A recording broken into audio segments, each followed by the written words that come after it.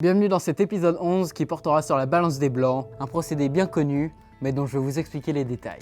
La balance des blancs est un procédé qui permet à notre caméra ou à notre œil d'adapter sa vision du blanc et des couleurs en fonction de l'éclairage d'une scène. On en a déjà parlé dans l'épisode 2 sur les formats, mais l'un des gros avantages du RAW, c'est également de pouvoir modifier la balance des blancs en post-production sans qu'il y ait un impact néfaste sur l'image. Il faut savoir que chaque source de lumière est caractérisée par sa température de couleur, exprimée en Kelvin et notée K. Cette dernière est une mesure scientifique telle que température en Kelvin est égale à température en degrés plus 273,15. La température de couleur peut varier de 1000 à 10 000 Kelvin. 1000 correspondant à la lumière la plus chaude, comme par exemple une flamme, et 10 000 correspondant à la lumière la plus froide, par exemple l'éclairage de la Lune. Ce qui peut d'ailleurs paraître paradoxal car 10 000 Kelvin, c'est beaucoup plus chaud que 1000 Kelvin. Techniquement, une source de lumière peut ne pas être comprise dans cet intervalle de valeur, mais dans ce cas, on rentre dans les cas particuliers et on n'en parlera pas ici. Un dernier détail, c'est important de connaître la température de couleur du soleil qui tourne autour de 5600 Kelvin, au cas où vous essayez de répliquer une scène de jour à l'aide d'éclairage. Sur les boîtiers, il y a souvent un petit logo à côté de la balance des blancs pour aider à choisir les bons réglages en fonction des différentes scènes. À ce stade, vous vous dites peut-être que ce n'est pas logique parce qu'une LED ayant une température de 6000 K ne chauffe pas pour autant à 5726,85 degrés. Et vous avez tout à fait raison, il y a un petit air de Dora l'exploratrice mon guide. En réalité, la température de couleur d'un éclairage n'est pas en adéquation avec sa température réelle. En fait, c'est la longueur d'onde des rayons lumineux qu'un éclairage donné émet, c'est-à-dire la couleur de la lumière de cet éclairage, qui est comparée à l'échelle de la température de couleur. Elle-même basée sur la couleur de la lumière émise par un corps noir lorsque celui-ci est chauffé à une certaine température. Un corps noir, c'est un objet qui absorbe l'entièreté de l'énergie qui lui est transmise. Mais je ne vous apprends rien là-dessus, vous avez certainement déjà vu sur YouTube ces vidéos avec des couteaux chauffés à 700 degrés qui apparaissent rouges. Pour obtenir des blancs bien blancs sur un boîtier numérique, il faut donc régler manuellement la balance des blancs en indiquant la température de couleur de la source de lumière. Ou dans le cas de l'éclairage mixte, c'est-à-dire quand il y a plusieurs sources de lumière, en se servant d'une carte grise. Une carte grise de couleur neutre. J'en ai pas sur moi parce que j'ai pas ressenti le besoin d'en acheter une, mais ça peut être toujours un achat plutôt utile. C'est donc une carte qui est composée à 18% de rouge, à 18% de vert et à 18% de bleu. Pour régler la balance des blancs à l'aide d'une carte, il suffit de la prendre en photo et la magie s'opère toute seule.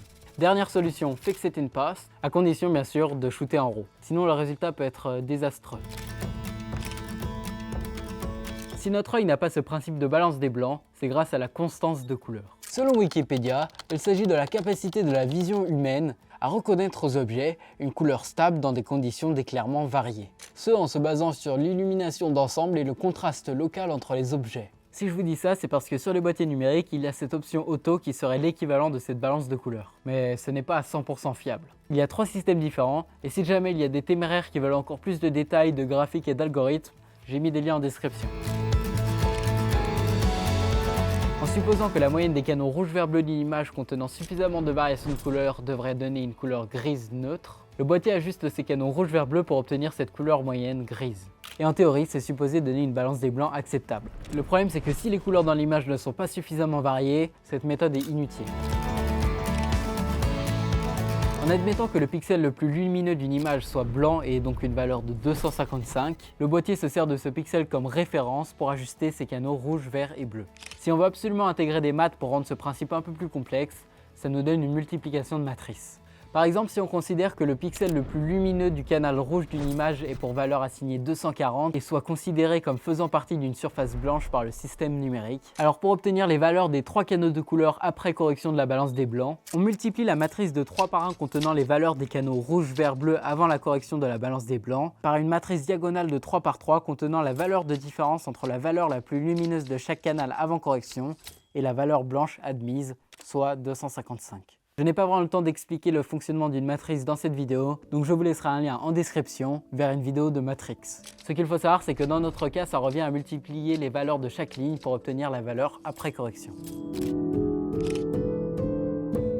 C'est la méthode qui est la plus utilisée actuellement, et si j'ai pris beaucoup de temps à expliquer la méthode 2, c'est parce que la partie mathématique est très similaire dans la méthode 3. Bon. Ce cher Johann von Kreis était un physicien allemand du 19e siècle. Il est à l'origine de la théorie de la duplicité de la vision, c'est-à-dire que nous voyons de jour avec les cônes situés sur notre rétine et en basse luminosité avec les bâtonnets également situés sur notre rétine. Grâce à son étude des cônes, il a créé l'espace colorimétrique LMS. Ces courbes représentent précisément la sensibilité en pourcentage des cônes LMS en fonction d'une longueur d'onde précise. Cette représentation des couleurs est donc un espace colorimétrique au même titre que Adobe RGB ou sRGB, qui sont des espaces colorimétriques dits RGB. Et à l'aide d'une simple matrice, on peut passer de RGB à LMS simplement. Tout ça, c'est à ne pas confondre avec les courbes LSD qui offrent également un espace de couleur très étendu, mais c'est pas très scientifique. On utilise la méthode de Van Krause parce que les courbes LMS représentent les valeurs de couleur exactes mesurées sur les cônes de l'œil humain. Contrairement aux espaces colorimétriques RGB qui ne sont qu'une représentation virtuelle des couleurs du spectre visible et de ses nuances. Ensuite, c'est le même principe que la méthode 2. Pour obtenir la valeur des canaux LMS après balance des blancs, on multiplie la matrice de 3 par 1 contenant la valeur de chaque canal avant correction avec une matrice diagonale contenant la valeur du pixel le plus lumineux divisé par la valeur du pixel considéré comme blanc pour chaque canal. Il existe d'autres systèmes qui se servent d'algorithmes, de courbes de chrominance, etc.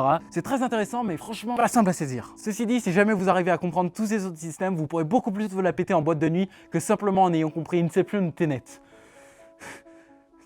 Sur ce, c'est la fin de cet épisode. Merci de l'avoir suivi jusqu'au bout. N'hésitez pas à vous abonner, activer la cloche, laisser un commentaire, lâcher un like, partager cette vidéo. C'était Gas. Ciao!